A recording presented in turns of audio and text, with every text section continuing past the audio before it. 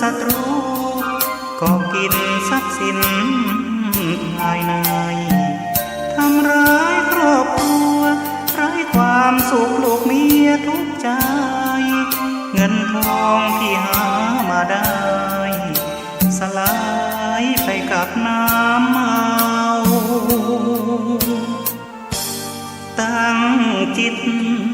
อธิษฐานสาบานไว้ว่าวันเข้าพรรษาเลิกราแล้วเล่าเข้าวัดทำบุญกันเถิดพวกเราให้พระปัดเกลากิเลสเบาบางหลวงพ่อเจ้าคุณท่านคอยห่วงใยอยากเห็นครอบครัวสดใสปลอดภัยในทุกทางเลิกเมาแล้วขับไม่ถูกจับปรับให้เสียสตางค์อย่าปล่อยตัวเข้าเกี่ยวว่างเสริมสร้างชีวิตครอบครัว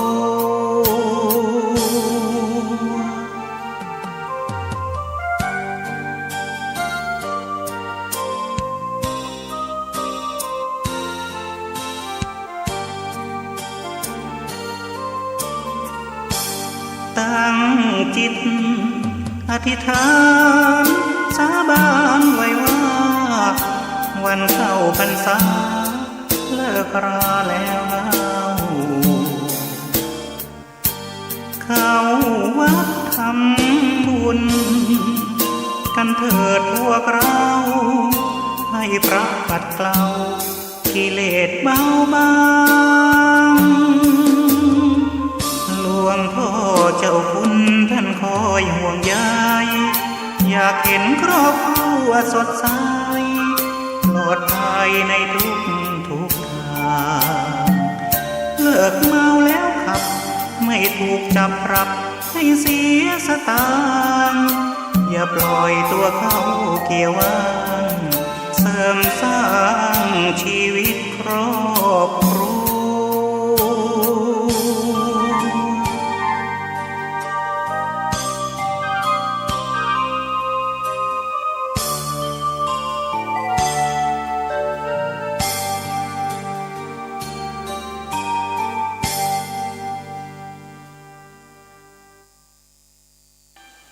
ขอความนอบน้อมจงมีแด่พระรัตนตรัยเจ้าสามประการพระรัตนตรัยองค์ที่หนึ่งคือพระพุทธเจ้าพระรัตนตรัยองค์ที่สองคือพระธรรมเจ้าพระรัตนตรัยองค์ที่สามคือพระอริยสังฆเจ้าข้าพระพุทธเจ้าขอเคารพนบนอบกราบไหว้แทบไตรไวสา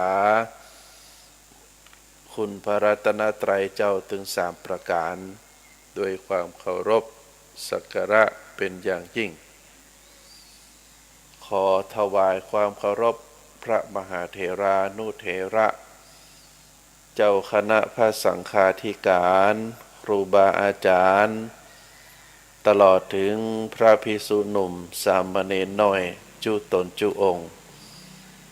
ขอเจริญพรศรัทธาญาติโยมนักศีลนักบุญทั้งหลายเน้อนับต่อจากนี้ไปอาตมาภาพพระครูปริยัติกิจจาภิวัตรสำนักวัดพระสิงห์อำเภอเมืองจังหวัดเชียงใหม่จะได้นำรายการเสียงธรรมจากวัดพระสิงห์ได้มามอบเป็นธรรมบรรณาการอาหารใจในเวลาก่อนเพลนเพื่อที่จะท่านสาธุชนทั้งหลายได้รับฟังได้พินิจพิจารณาถึงเนื้อหาสาระธรรมคติธรรมชาดกธรรมเหล่านั้นเมื่อได้รับฟังแล้วอันก็จะก่อให้เกิดสติปัญญาปารมีธรรมน้อมนำไปประพฤติปฏิบัติอันจะก่อให้เกิดความสุขเป็นความสุขตึงต่างกายและก็ความสุขตึงต่างใจ อันเป็นที่ปรารถนาของหมู่เฮาทุกคนได้การเสียงธรรมจากวัดพระสิงห์ได้มีขึ้นได้จัดขึ้นในเวลา 10 โมงเป็นต้นไปทุกวันพฤหัสบดีก็เป็นโอกาสเวลาที่เฮาท่านทั้งหลายจะได้ทำคุณงามความดีอันเกิดจากการฟังเรียกว่าสุสังรัตปเตปัญญังการฟังเรื่องราวที่ดีย่อมให้เกิดสติปัญญาเมื่อเฮามีถึงสติมีถึงปัญญากำกับในการประพฤติปฏิบัติตัวเฮาแล้วก็จะทำให้ตัวเฮานั้นแคล้วคลาดปลอดภัยจากการทำผิดจากการทำบาปจากการทำกรรมอันเป็นอกุศลกรรมก็จะนำพาชีวิตของตัวเองนั้นได้ประพฤติปฏิบัติในทางที่ถูกต้องถูกธรรมถูกวินัยถูกกฎหมายประเพณีวัฒนธรรมบ่ผิดศีลบ่ผิดธรรมอันนี้เป็นเป้าหมายในการดำรงชีวิตแต่ที่เฮาท่านทั้งหลายบางครั้งบางคราวเฮาขาดสติเผลอสติขาดสติขาดปัญญาก็ทำให้นำพาชีวิตของตัวเองนั้นไปสู่ในจุดที่บ่ดีบ่งามเพราะขาดสติเพราะขาดปัญญาในการกำกับดูแลเนื่องจากว่าจิตใจของคนเฮานั้นบางครั้งบางคราวเป็นสภาพที่ไหลลงไปสู่สภาพที่ต่ำสภาพที่ต่ำในที่นี้ก็หมายถึงการไปอยู่ใต้อำนาจกิเลสความโลภความโกรธความหลงความโลภความโกรธความหลงนั้นเป็นอกุศลมูลอกุศลมูลก็คือมูลแห่งความชั่วมูลแห่งความจุดเริ่มต้นแห่งความบดีงามความบัฉลาดเมื่อเฮาบัฉลาดบ่มีสติปัญญากำกับจิตใจก็ตกอยู่ภายใต้กิเลสเหล่านั้นเมื่อกิเลสมีอำนาจมีความสามารถในการจักจุงจิตใจให้ไปอยู่ภายใต้อำนาจของมันเมื่อจิตใจตกอยู่ภายใต้อำนาจของกิเลสแล้วกิเลสเรา กิเลสเหล่านั้นก็จะบังคับจิตใจนะบังคับจิตใจให้หมู่เฮาท่านทั้งหลายไปสู่อำนาจของมันเมื่อจิตใจตกอยู่ภายใต้อำนาจของกิเลสแล้วจิตใจก็จะได้จักปานำเอาตัวตนนะบ่ว่าจะเป็นการกระทำทางกายกรรมอูทางวาจาและก็ใจที่คิดเนื่องจากว่าใจนั้นอยู่ภายใต้อำนาจของกิเลสแล้วก็จะคิดไปในทางที่บ่ดีมีความโลภก็อยากจะได้ของคนนั่นคนนี้นะมีความโกรธก็บ่สามารถควบคุมจิตใจของตัวเองได้ไปกระทำความชั่วเป็นการชกต่อยเป็นการฆ่าเป็นการแกล้งแล้วก็ภายใต้ถ้าตกภายใต้ของโมหะความหลงในที่นี้ก็คือความบ่รู้จริงนะความบ่รู้จริงตามสภาพที่ความเป็นจริงว่าเมื่อทำเหตุลักษณะแบบนี้แล้วผลที่ตามมาผลที่ตวยมานั้นเป็นจะได้คนที่มีสติปัญญาคนที่ฉลาดจะรู้ทันทีว่าถ้าเหตุของการกระทำเหตุของการกำอู้ถ้าเฮาอู้จะอีกระทำจะอีผลที่ตวยมาจะเป็นผลดีก็ทำไปถ้าหากว่าการกระทำจะนี้การอูจีอีออกไปแล้วผลที่ตวยมาเป็นสิ่งที่บ่ดีบ่งามเกิดความแตกแยกเกิดการกระทำเป็นที่ผิดกฎหมายผิดศีลผิดธรรมเฮารู้สาเหตุแล้วเฮาก็ละเฮาก็ทิ้งเฮาบ่ประพฤติในสิ่งทั้งหลายเหล่านั้นอันนี้เรียกว่าเป็นรู้ของการรู้ถึงสาเหตุ การรู้สาเหตุแล้วก็เนื่องไปจากผลที่จะเกิดขึ้นเมื่อรู้แล้วเฮาก็บ่ทำแต่ถ้าโดยอำนาจของความหลงความบ่รู้จริงบ่รู้ถึงเหตุถึงผลบ่รู้ที่มาที่ไปทำตามความต้องการทำตามความต้องการเพื่อสนองความบดีบงามในจิตในใจสนองความโกรธความโลภความหลงก็ทำให้ปัญหาตัวมาอันนี้คือสิ่งที่เฮาท่านทั้งหลายควรระมัดระวังควรสำรวมกรีอันเกิดจากการได้ฟังได้ยินในรายการเสียงธรรมจากวัดพระสิงห์ผลติดตัวมาก็ถ้าเฮาสามารถควบคุมจิตควบคุมใจควบคุมการกระทำของเฮาได้อันเกิดจากการมีสติปัญญาก็เป็นสิ่งที่ดีในช่วงนี้เป็นช่วงเทศกาลสงกรานต์ปีใหม่เมืองปีใหม่ไทยเฮาก็วันนี้เป็นวันที่14เมษายนเป็นวันครอบครัวก็ถือว่าเฮาท่านทั้งหลายในฐานะเจ้าพุทธก็ได้ยึดถือประเพณีอันดีงามโดยเฉพาะเทศกาลสงกรานต์ปีใหม่เป็นเทศกาลแห่งความกตัญญูความรู้คุณงามความดีปีใหม่เป็นการเถลิงศกเถลิงศักราชใหม่เป็นประเพณีปีใหม่ของคนไทยเฮาก็ถือว่าเป็นแถบเอเชียตึงอินเดียเขมรลาวไทยพม่า4-5 ประเทศนี้ตลอดถึงประเทศศรีลังกาประเทศเนปาลที่นับถือพระพุทธศาสนา ก็ได้ยึดถือ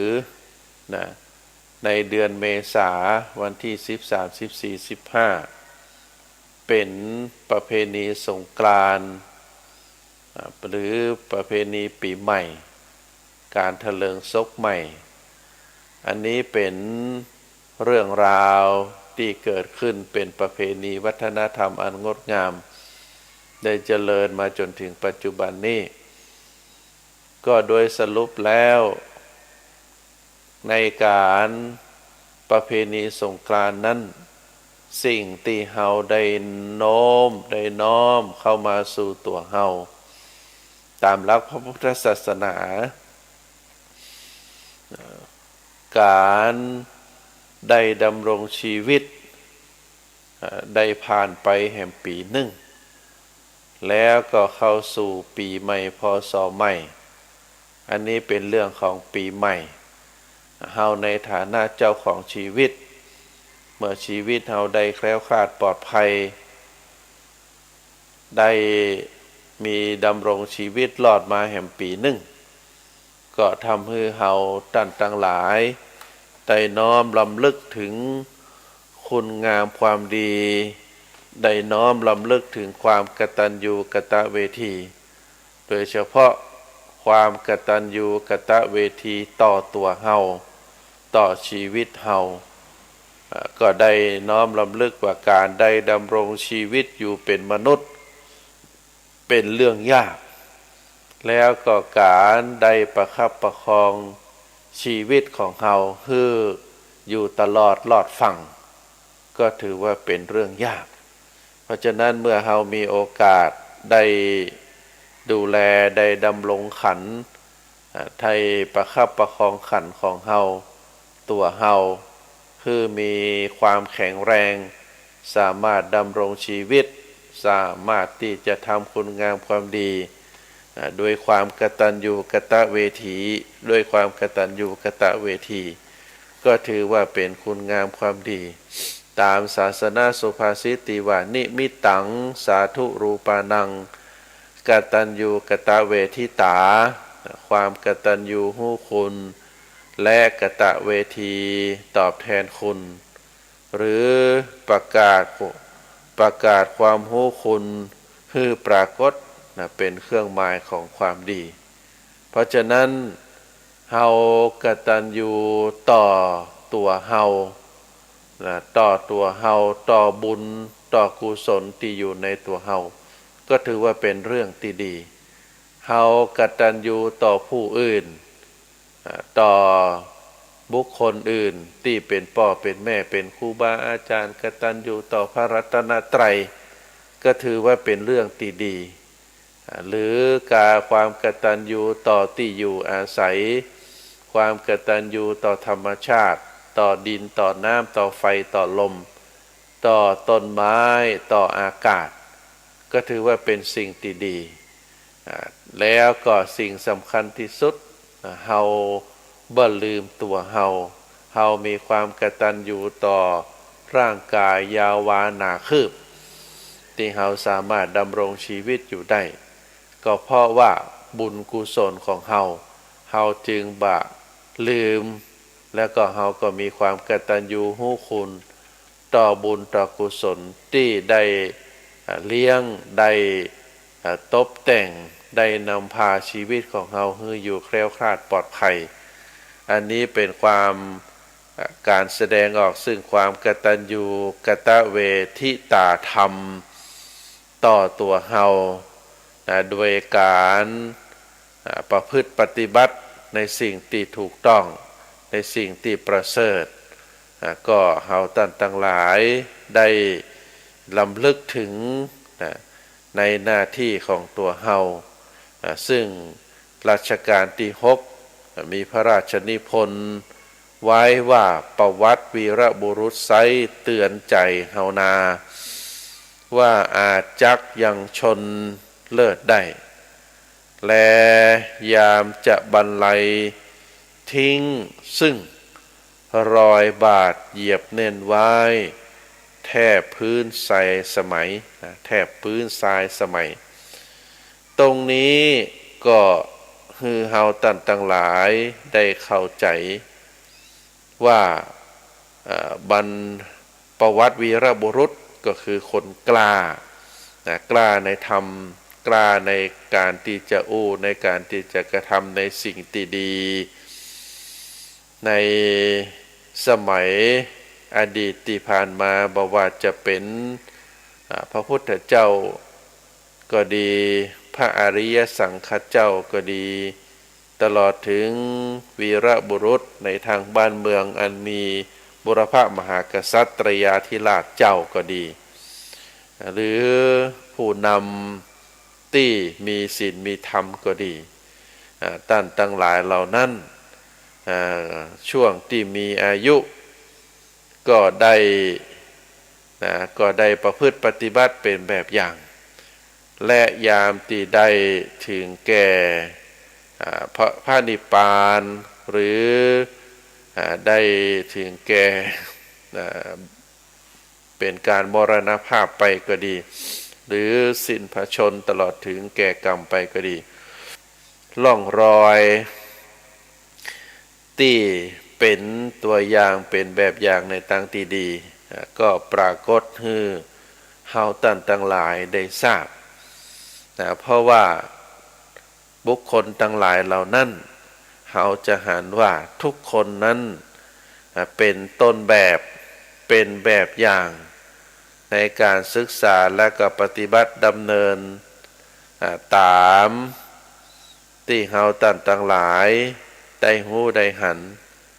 เป็นแบบอย่างที่เฮาจะได้ศึกษาและก็ได้ประพฤติปฏิบัติตามแม้ว่าท่านทั้งหลายเหล่านั้นจะได้ล่วงลับไปแล้วแต่คุณงามความดีก็ยังได้ประทับอยู่ในจิตในใจของเฮาท่านทั้งหลายที่เป็นคนรุ่นหลังได้มีศาสนสุภาษิตของพระพุทธเจ้าได้กล่าวไว้ว่ารูปังชีวติมัจจานังนามาโคตังนชีรติร่างกายแม้ว่าจะเสื่อมสลายไป แต่ตระกูลชื่อเสียงคุณงามความดีบ่ได้ล่วงเลยลับเสื่อมสลายไปโดยร่างกายก็ยังได้ปรากฏคือเฮาตันตั้งหลายได้หูได้หันเหมือนกับพระนิพนธ์ของสมเด็จพระมหาสมณเจ้ากรมพระปรมานุชิตชิโนรสที่ได้ประพันธ์ไว้ว่าพฤษภปกาสอนอีกกุญชรอันปลดปลงโททนเสน่ห์คงสำคัญหมายในกายมีนรชาติวังบายมะลายสิ้นทั้งอินทรีย์สถิตทั่วแต่ชั่วดีประดับไว้ในโลกาอันนี้เฮาได้หูได้เข้าใจความหมายในยะตรงนี้ คือเฮาตั้งหลายได้ทราบบอกว่าจะเป็นบรรดาสิงสารสัตว์จ้างม้าวัวควายเมื่อเสียชีวิตไปแล้วนะก็ของอยู่ในกายอันมีงามีเขานะมีกระดูกก็คนทั้งหลายได้เก็บไว้ได้มาตกแต่งแล้วก็ไว้แขวนประดับไว้เป็นเครื่องประดับได้เรียกว่ายังมีความคุณงามความดีที่เป็นส่วนของร่างกายบ่ว่าจะเป็นเขาเป็นงาก็แล้วแต่กระดูกคนทั้งหลายก็ยังเอามาประดับตกแต่งอย่างบางบ้านก็มีงาจ้างแต่ประเดี๋ยวนี้เป็นสิ่งที่ผิดกฎหมายแล้วเนอะใครครอบครองก็อาจจะมีความผิดได้หรือว่าในสมัยแต่ก่อนนี้เฮาหันบ้านบางบ้านเปิ่นก็จะมีเขางัวเขาควายที่เป็นโครงสร้างติดกับกระดูกนะกระดูกหน้าของงัวของควายนะเขานั้นงามเปิ้นก็ได้เอาประดับตกแต่งไว้ตามเสาบ้านเรือนบ้านก็เป็นสิ่งที่งดงามโดยเฉพาะงาจ้างนะตลอดถึงกระดูกส่วนสำคัญอาจจะเป็นเขี้ยวหมูตันอย่างนี้เป็นต้นนะก็เป็นเครื่องประดับแต่ว่ามันย้อนมาถึงตัวมนุษย์เฮานั้นถามว่าถ้าร่างกายนะสูญสลายไปแล้วนะก็เรียกว่าธาตุสี่สลายธาตุดินคืนสู่ดินธาตุน้ำคืนสู่น้ำธาตุไฟคืนสู่ไฟธาตุลมคืนสู่ลมก็จะบ่มีอะไรยังเหลือบางทีบางครั้งเมื่อเผาแล้วเหลือแต่โครงกระดูกลูกหลานก็ยังกลัวนะบ่เอาไปไว้บ้านบ่เอาไปไว้เป็นที่สักการะบูชากลัวกันแต่ถ้าในส่วนของร่างกายเหล่านั้นเปิ้นบ่เอาเปิ้นกลัวกันแล้วก็จะเหลือแต่เขาเรียกว่าเป็นคุณงามความดีนะคุณงามความดีตรงนั้นก็เป็นที่ประจักษ์ให้ลูกให้หลานได้หันนะอย่างนอกจะเหลือแต่คุณงามความดีต่ออันเพราะว่าในส่วนของร่างกายนี้บ่เป็นที่ต้องการของภัยถึงแม้ตอนมีชีวิตจะฮักจะหลงจะดูแลจะเป็นที่เข้าใจกันแต่ว่าในส่วนของชีวิตเท่านั้นเมื่อสิ้นไปแล้วก็บ่เหลือหยังนะเหลือแต่คุณงามความดีต่ออันนี่เป็นลักษณะของคนเพราะฉะนั้นในทางพระพุทธศาสนาได้กล่าวสอนให้เฮาตั้งหลายได้ระลึก โดยเฉพาะเทศกาลสงกรานต์สิ่งที่เฮาควรจะระลึกก็คือ1การเวลานั้นบ่หยุดนิ่งบ่หยุดอยู่กับที่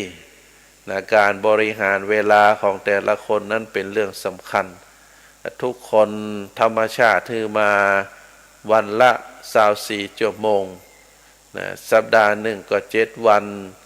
เดือนหนึ่งก็30วันปีหนึ่งก็ 365 วันหรือ12 เดือนเฮาจะบริหารชีวิตของเฮาบริหารการเวลาให้เกิดประโยชน์เป็นลักษณะแบบใดที่สุดเฮาก็จะหาว่าบุคคลบางประเภทได้บ่ประมาทในการเวลามีความขยันมีความหมั่นเพียรเร่งทำคุณงามความดีให้ปรากฏในส่วนของบุคคลบางคนก็มีความประมาทนะใจเวลาไปโดยปราศจากประโยชน์หันแก่กินหันแก่เอี่ยวหันแก่เล่นถึงเวลาญาการก็บัดทำแต้ถึงเวลาทำการกำงานก็เบียดบังเอาเวลาเหล่านั้นไปใจในสิ่งที่เป็นประโยชน์แก่ตัวเก่าแต่บ่เกิดประโยชน์แก่ส่วนรวมอย่างอีเป็นต้นบ่เกิดประโยชน์แก่องค์กรที่ตัวเองมีส่วนร่วมอันนี้ก็ถือว่าสิ่งที่เฮาต่างหลายนั้นก็ควรจะพินิจพิจารณาในศาสนาสุภาษิตได้สอนไว้ว่าอัตตานังธรรมยันติบัณฑิตาบัณฑิตย่อมบัณฑิตทั้งหลายย่อมฝึกฝนตัวเองคือเป็นคนที่มีความรู้อยู่เสมอนะบัณฑิตย่อมที่จะฝึกฝนตัวเองคือมีความรู้มีการพัฒนาอยู่เสมอคนที่เป็นบัณฑิตตรงกันข้ามบัณฑิตก็คือคนพาลคนอ่อนคนโง่คนเขาก็มักจะบ่ฝึกฝนตัวเองอย่างอีเป็นต้นท่านสาธุชนทั้งหลายบัณฑิตคือคนฉลาดคนฉลาดย่อมจะปรับตัวให้สอดคล้องเหมาะสมกับสถานการณ์คนฉลาดนั้นจะฝึกฝนจะมีการฝึกฝนตัวเก่าก็คือการปรับตัวปรับปรุงตัวเองจากคนบ่มีการศึกษาคือได้รับการศึกษาจากคนที่บ่มีทักษะบ่มีความรู้บ่มีความสามารถคือเป็นคนที่มีความรู้ความสามารถอันนี้เราถือว่าเป็นคุณลักษณะของบัณฑิตเราจะหันว่าคนหลายคนที่มีชื่อเสียงเป็นที่รู้จักคนที่ได้ทำงานประสบผลสำเร็จในหน้าที่การงานนอกจากจะทำงานแล้วนะก็ยังได้ศึกษาได้แต่งหนังสือได้ทำประโยชน์ให้กับส่วนรวมแสดงถึงการพัฒนาตนเองอยู่ตลอดเวลาตามคติที่ว่าหินตีกลิ้งตะไคร่น้ำบะจับหินตีกลิ้งตะไคร่น้ำก็บะจับตรงกันข้ามกับหินที่อยู่กับที่หินนิ่งก็จะมีตะไคร่น้ำจับอันนี้เปรียบเปรยว่าคนเฮาที่ฝึกฝนพัฒนาตัวเก่าคือมีสติปัญญาแล้วก็ใจสติปัญญาใจสมองอยู่ตลอดเวลาก็จะบ่เป็นคนล้าสมัยบ่เป็นคนตกรุ่นแล้วก็สามารถที่จะปรับตนให้ทันต่อความเปลี่ยนแปลงของการเวลาการเปลี่ยนแปลงไปตามวัฒนธรรมประเพณีตามเหตุการณ์บ้านเมืองเฮาก็จะหันว่าบัณฑิตคือคนฉลาดก็จะฝึกฝนวิธีที่คนเฮาจะใจฝึกฝนก็คือการศึกษาตัวอันก็คือใจการศึกษาในการพัฒนาตัวเองคนที่บ่มีการศึกษาไร้การศึกษาก็จะบ่มีความรู้ก็จะบ่เข้าใจในเรื่องราวต่างๆส่วนคนที่มีการศึกษานั้นก็จะรู้จะเข้าใจในการปรับตัวปรับตนให้ทันต่อการเปลี่ยนแปลงของสังคมเรียกว่าเป็นคนที่ฝึกตนการศึกษาในปัจจุบันนั้นเราเรียกว่ามี3แบบก็คือการศึกษาในระบบการศึกษานอกระบบและก็การศึกษาตามอัธยาศัยการศึกษาในระบบก็คือการเข้าเรียนในโรงเรียนการศึกษาในมหาวิทยาลัย ซึ่งเป็นการจัดการศึกษาตามหลักสูตรมีการสอบกันอย่างชัดเจนอันนี้เราเรียกว่าเป็นการศึกษาในระบบส่วนการศึกษานอกระบบก็คือการศึกษาแบบเรียกว่าระยะสั้นมีหลักสูตรมีการสอบแต่ว่าระยะในการศึกษาก็ยืดหยุ่นได้เหมือนกับการศึกษาผู้ใหญ่ซึ่งเขาเรียกว่าเป็นการศึกษานอกระบบแห่งประการหนึ่งก็คือเป็นการศึกษาตามอัธยาศัยชอบสิ่งใดเขาก็เรียนสิ่งนั้นอยากรู้เรื่องใดอาจจะบ่มีการศึกษาเป็นระบบเป็นการศึกษาค้นคว้าโดยตัวเองอย่างนี้เราถือว่าได้เป็นสิ่งที่พัฒนาคนบางคนก็ได้รับการศึกษาตึงในระบบแล้วก็เป็นการศึกษานอกระบบเป็นการศึกษาตามอัธยาศัยการศึกษาตามทั้ง3ประการ3ระบบนี้บางคนก็มีความตั้งใจมีความสนใจแล้วก็นำพาตัวเองได้รับการฝึกฝนคือได้รับการศึกษาถึง3ระบบเป็นบัณฑิตเป็นคนที่เกิดมาก็จะเป็นคนฝึกฝนได้เข้ารับการศึกษาอบรมอยู่ตลอดเวลาบ่มีไผที่จะเก่งมาตั้งแต่เกิดเพราะฉะนั้นคนจะเป็นบัณฑิตได้บุคคลนั้นก็จะนำพาตัวเองซึ่งได้เข้าใจด้วยธรรมชาติว่าคนเฮานั้นเกิดมาแล้วจะต้องฝึกฝนรับการศึกษาอบรมตนอยู่ตลอดเวลาบ่มีไผที่จะเก่งเกิดมาตั้งแต่เกิดนะบ่มีไผเก่งที่จะมาตั้งแต่เกิดเพราะฉะนั้นเมื่อเฮาได้ฝึกฝนตัวเฮาได้รับการพัฒนาได้รับการฝึกนะก็จะเป็นสิ่งที่น่าชื่นชมเหมือนกับคำกลอนที่ว่าอันลิงฆ่าอันลิงข้างกลางปลาจับมาฮัดสารพัดฝึกได้ดังใจหมายเกิดเป็นคนฝึกฝนจนตัวตายถ้าเอาดีบ่ได้ก็อายลิงเป็นคำสอนอันลิงข้างกลางป่าจับมาหัดสารพัดฝึกได้ดังใจหมายเกิดเป็นคนฝึกฝนจนตัวตายถ้าเอาดีไม่ได้ก็อายลิงเป็นการสั่งสอนเป็นการเปรียบเปรยว่าลิงข้างอยู่กลางป่าตลอดถึงสิงสารสัตว์ทั้งหลายจ้างม้าวัวควายนะเป็นสัตว์เดรัจฉานคนเปิ้นเอามาฝึกจ้างก็ทำเป็นละครได้วัวควายก็เอาใจไถนาจ้างม้าก็เอาใจประโยชน์นะตลอดถึง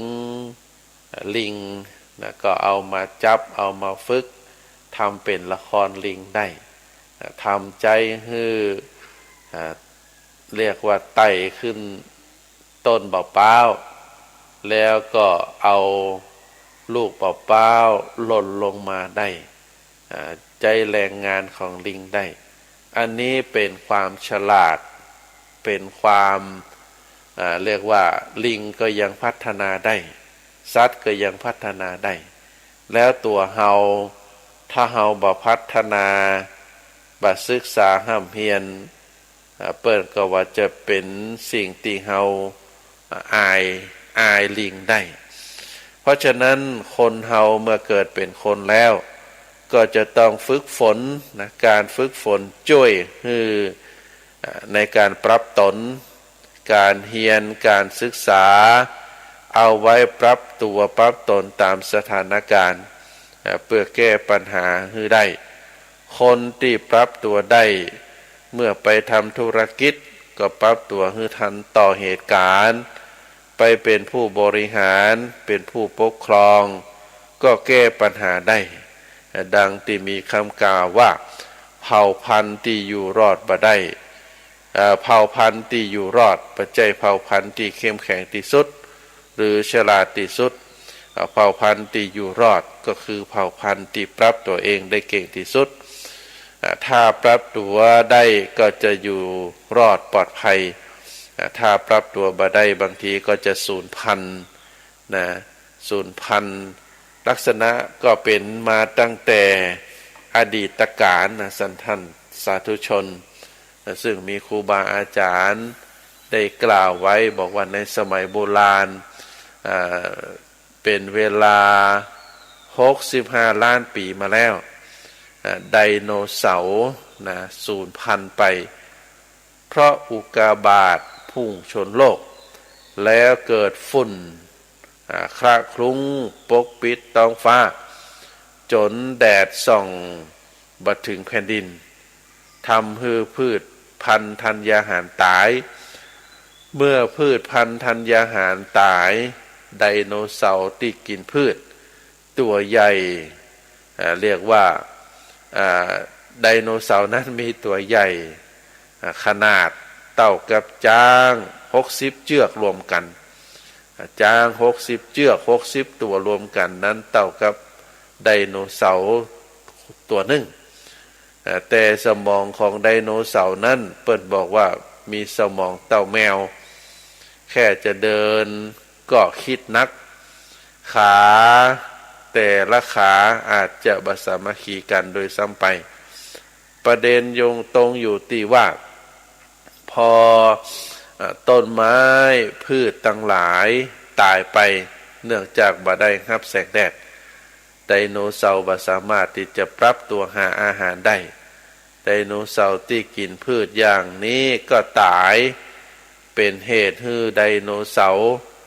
ที่กินสัตว์กินไดโนเสาร์ด้วยกันก็ตายตามไปไดโนเสาร์ปรับตัวบ่ได้ก็จึงได้สูญพันธุ์บ่เหมือนกับสัตว์ทั้งหลายนะที่ได้สามารถปรับตัวได้ก็สามารถที่จะอยู่รอดได้เพราะฉะนั้นเผ่าพันธุ์ไดโนเสาร์ที่เคยครองโลกเข้มแข็งที่สุด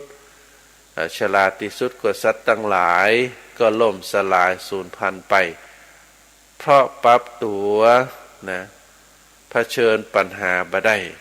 เมื่อแก้ปัญหาบ่ได้ก็ค่อยๆสูญพันธุ์ไปแล้วก็ล้มหายตายจากไปอันนี้เป็นเรื่องเล่ามาเกี่ยวกับนะสัตว์ในโบราณก็คือไดโนเสาร์เฮาก็จะหันว่าไดโนเสาร์นั้นก็ยังมีรูปมีร่างมีตัวตนที่ให้เฮาได้หันแต่ว่าณปัจจุบันนี้ไดโนเสาร์นั้นได้สูญพันธุ์ไปก็เพราะว่าไดโนเสาร์บ่สามารถที่จะปรับตัวปรับตนได้นะเมื่อบ่มีพืชพันธุ์ธัญญาหารก็กินอันหยังบ่ได้เพราะฉะนั้นเฮาจะหันองค์กรก็ตามบุคคลก็ตามบริษัทก็ตามที่ตามบัทันเรียกว่าตามบัตันสถานการณ์แข่งขันสู้คู่แข่งบ่ได้ในที่สุดก็จะค่อยๆถอยมาอยู่ข้างหลังแล้วก็ค่อยๆจะถูกลบชื่อจากบัญชีแห่งการแข่งขันไปในประเทศไทยหรือในประเทศใดก็ตามศาสนาอันเป็นหนึ่งนะเคยเป็นศาสนาเป็นที่หนึ่งและต่อมาเกิดวิกฤตการณ์ ศาสนานั้นบ่สามารถที่จะปรับตัวได้ก็ค่อยๆหายไปจากดินแดนเหล่านั้นและก็ไปอยู่รุ่งเรืองในแห่งประเทศหนึ่งที่ปรับตัวได้แต่ก็ใช้เวลาอยู่จะอยู่ไปตลอดเมื่อเผชิญปัญหาเมื่อเผชิญวิกฤตเราก็จะหันว่าศาสนาเหล่านั้นก็สามารถปรับตัวบ่ได้ศาสนาใดที่ปรับตัวบ่ได้ก็สามารถที่จะสูญไปจากดินแดนเหล่านั้นประวัติศาสตร์ศาสนาได้บอกคือเฮาไว้เป็นลักษณะแบบนี้เพราะฉะนั้นในเรื่องบุคคลก็เช่นเดียวกันศรัทธาญาติโยม คนเฮาต้องสามารถปรับจิตปรับใจปรับกายปรับตัวเพื่อให้ผ่านพ้นวิกฤตการณ์มองวิกฤตให้เป็นโอกาสเมื่อเกิดปัญหาวิกฤตก็ถือเป็นเรื่องธรรมดาแต่ทำจะใดจะใจวิกฤตนั้นให้เป็นโอกาสในการพัฒนาตนเปลี่ยนวิกฤตเป็นโอกาสเปลี่ยนพินาศเป็นพัฒนาเปลี่ยนปัญหาให้เป็นบทเรียนนะพระพุทธศาสนาสอนอย่างนี้เพราะฉะนั้นแม้ในยามที่เจ็บป่วยคันวิกฤตชีวิตจะเอาบ่รอดพระพุทธศาสนาบ่สอนให้ฆ่าตัวตายบ่ให้ฆ่าตัวตายนี่โรคภัยไข้เจ็บแต่สอนให้ใจโรคภัยไข้เจ็บเป็นอารมณ์กรรมฐานพิจารณาทุกขเวทนานั้นเป็นอารมณ์ให้เป็นไปตามกฎไตรลักษณ์ก็คืออนิจจังทุกขังอนัตตาแล้วก็สามารถใจวิปัสสนาญาณอันเกิดจากสติปัญญาพิจารณาเห็นไตรลักษณ์นั้นสำเร็จเป็นพระอรหันต์ในนาทีสุดท้ายแห่งชีวิตเราเรียกว่าพระอรหันต์ที่ดับกิเลสพร้อมกับดับชีวิตอันนี้ก็ถือว่าเป็นเรื่องราวในทางพระพุทธศาสนาก็ถือว่ายามวิกฤตก็คือใจวิกฤตนั้นเป็นโอกาสในการพัฒนาตัวให้มีปัญญาหลุดพ้นจากความทุกข์ทั้งปวงจึงบ่มีการท้อถอยบ่มีการหยุดการพัฒนาแม้แต่ในยามที่มีปัญหารุมเร้าโดยเหตุนี้เราจะหันว่าพระพุทธศาสนาจึงสอนให้เฮานั้นได้ปรับตัวปรับตนอยู่ตลอดเวลาการปรับตัวเรียกเป็นภาษาไทยว่าบ่ประมาทคนที่ประมาทก็คือบัดตรวจสอบสถานการณ์รอบด้าน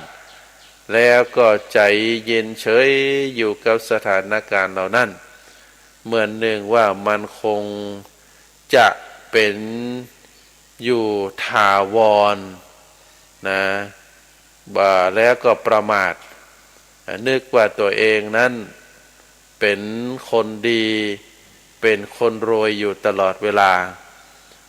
จนอยู่ด้วยความประมาทบ่คิดที่จะแก้ไขในที่สุดชีวิตก็บ่ดีขึ้นเราก็จะหันว่าหลายคนก็จะเป็นลักษณะแบบนี้หนึ่งบ่มีการปรับตัวสอง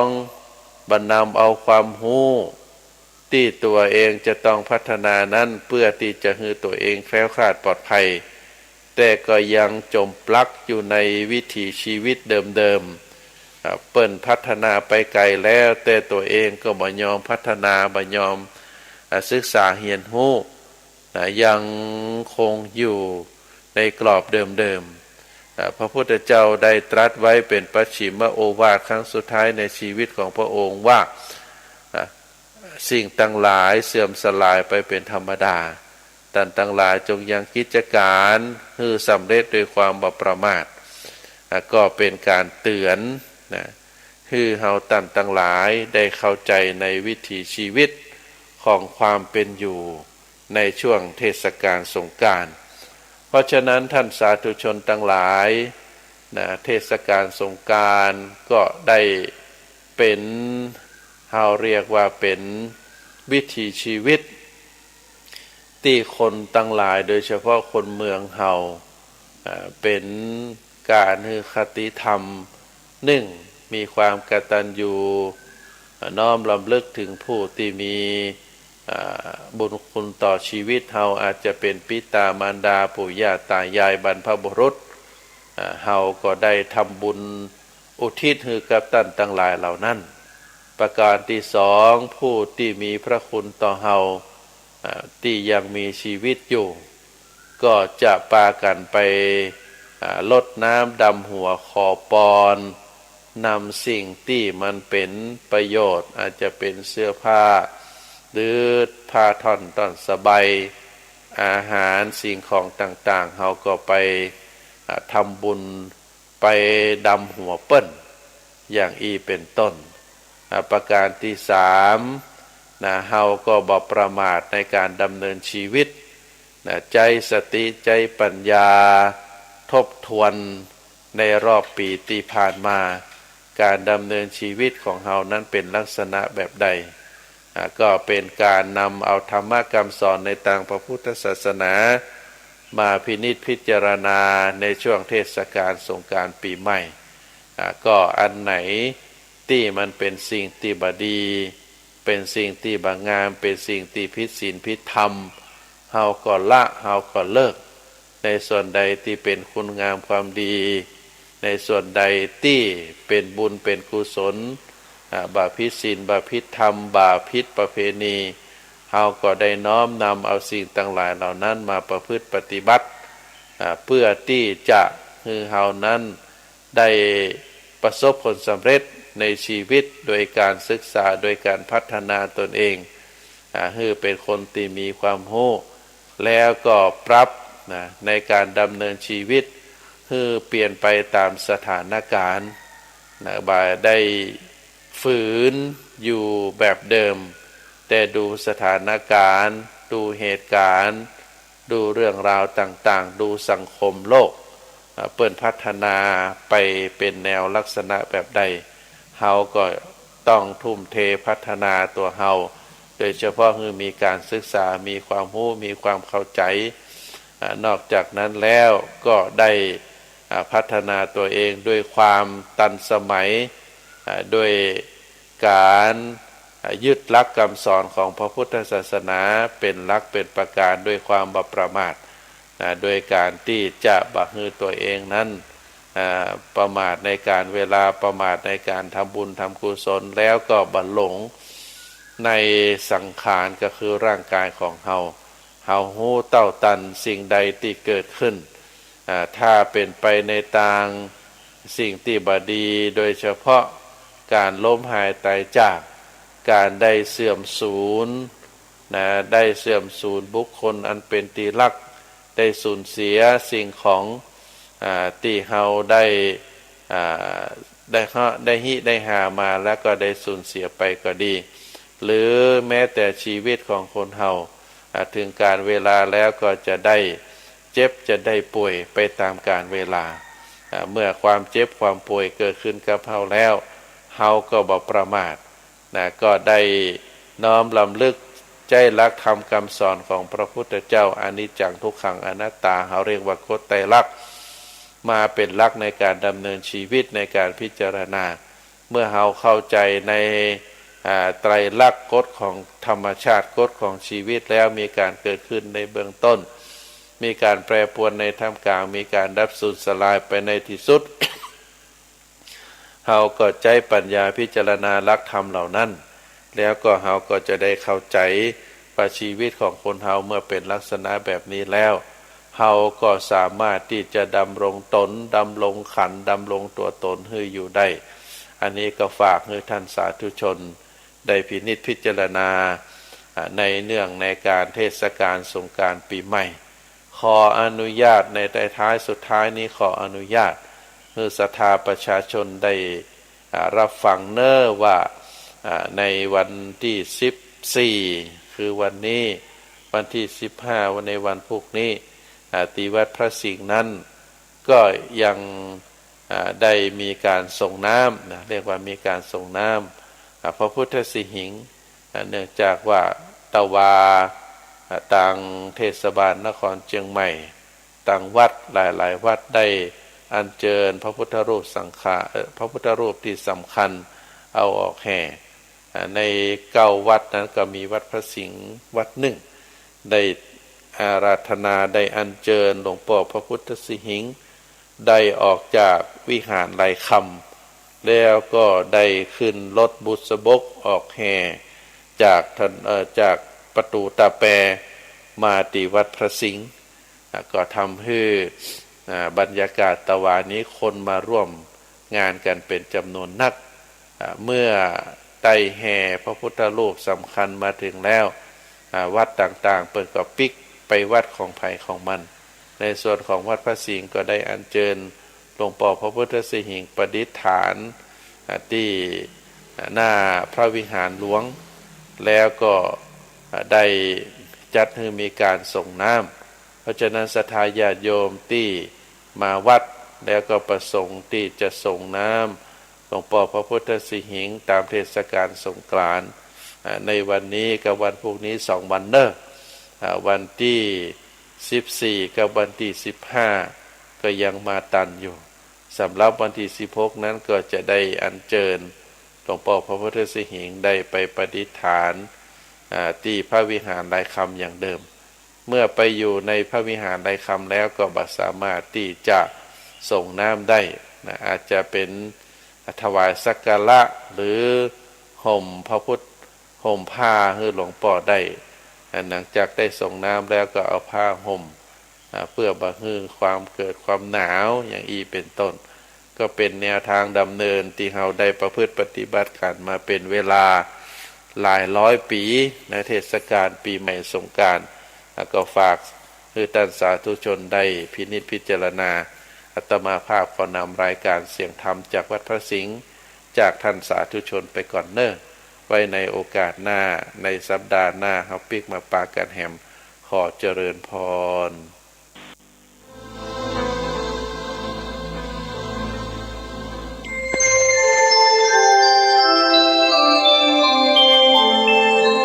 ขณะนี้ท่านกำลังฟังสถานีวิทยุกระจายเสียงพระพุทธศาสนา FM 104.5 เมกะเฮิรตซ์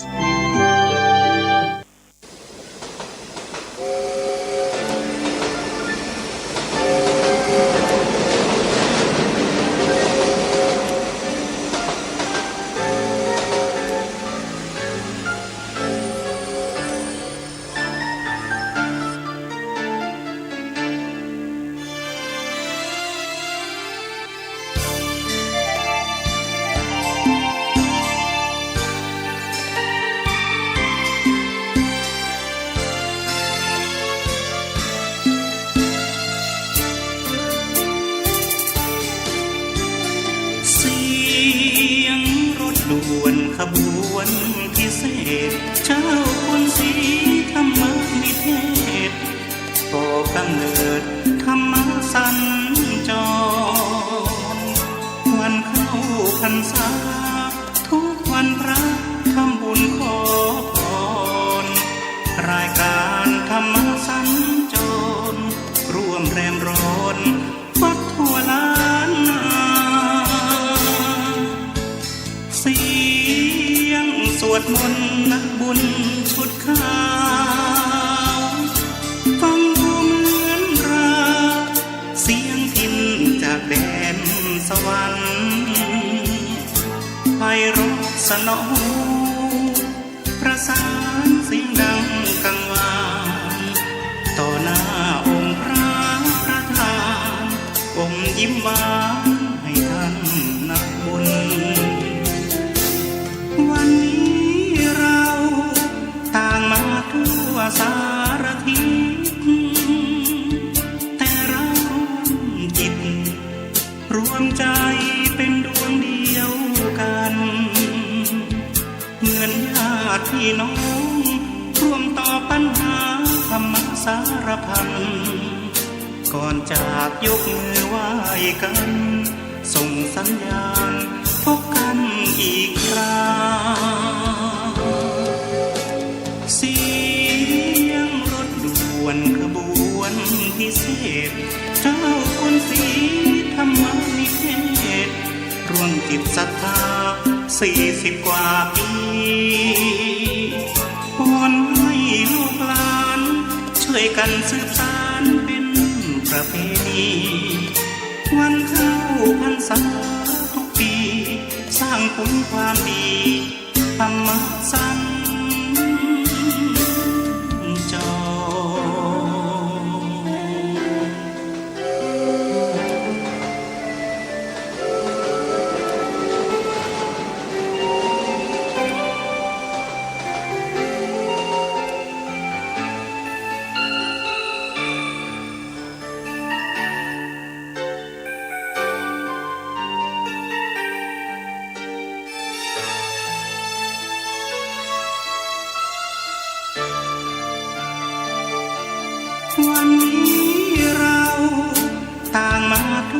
สา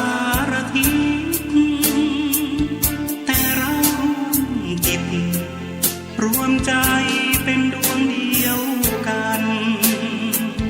เหมือนญาติพี่น้องร่วมต่อปัญหาธรรมสารพันก่อนจากยกมือไหว้กันส่งสัญญาณพบกันอีกคราเสียงรถด่วนขบวนพิเศษเจ้าคนสีธรรมนิเทศรวมจิตศรัทธา40 กว่าปี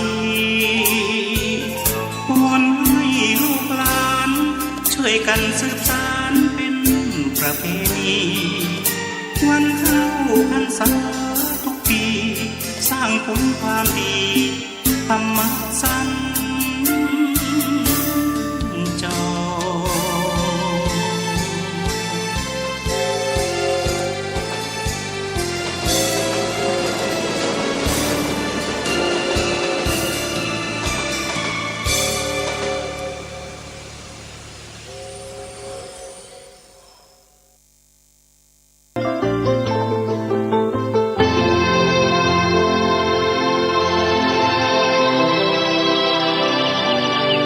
วันนี้เป็นวันพระขอเรียนเชิญพุทธศาสนิกชนทุกท่านมากลั่นจิตให้ใสกลั่นใจให้เป็นบุญด้วยการให้ทานรักษาศีลและเจริญจิตภาวนาน้อมจิตให้เข้าถึงพระรัตนตรัย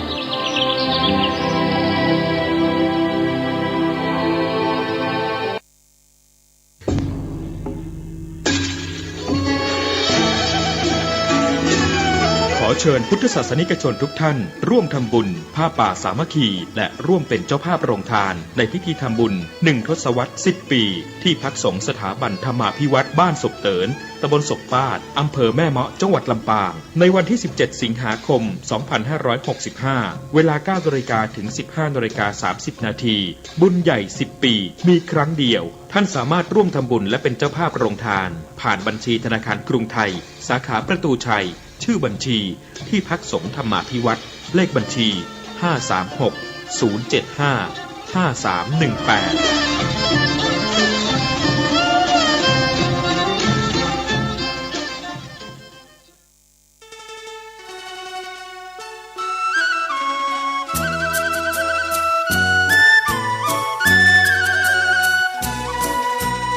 วามเจริญมั่นคงอยู่ที่ความเสียสละอดทนมั่นคงแข็งแรงแสวงหาความรู้ต่อสู้อุปสรรคกำจัดสิ่งเสพติดเสริมสร้างชีวิตพอมีพอเพียงพระบาทสมเด็จพระเจ้าอยู่หัวท่านรับสั่งให้ใช้ชีวิตพอมีพอเพียงเราก็อยู่กันได้เพราะฉะนั้นคนไทยต้องสมัครสมานสามัคคีหันหน้าเข้าหากันปรึกษาหากันรักกันฉันพี่น้องเราก็จะอยู่ได้เพราะเวลานี้ยุคโลกาภิวัตน์มันจะมีการเปลี่ยนแปลงทางขนบธรรมเนียมจริตประเพณีบางสิ่งบางอย่างก็ขอให้นึกถึงบรรพบุรุษของชาติว่าบรรพบุรุษปู่ย่าตายายเราได้สั่งสมอบรมลูกหลานของคนไทยทุกคนให้ตั้งอยู่ความสามัคคีมีความสมัครสมานกลมเกลียวเมตตาปราณีเอื้ออารีเอื้ออาทรในราชการเวลานี้ประเทศชาติของเราก็เจริญมั่นคงเพราะเหตุว่าคนไทยรวมน้ำจิตน้ำใจกันสร้างสรรค์ความเจริญงอกงามเพื่อความเจริญงอกงามแก่ชาติพระพุทธศาสนาสำนักงานของพระมหากษัตริย์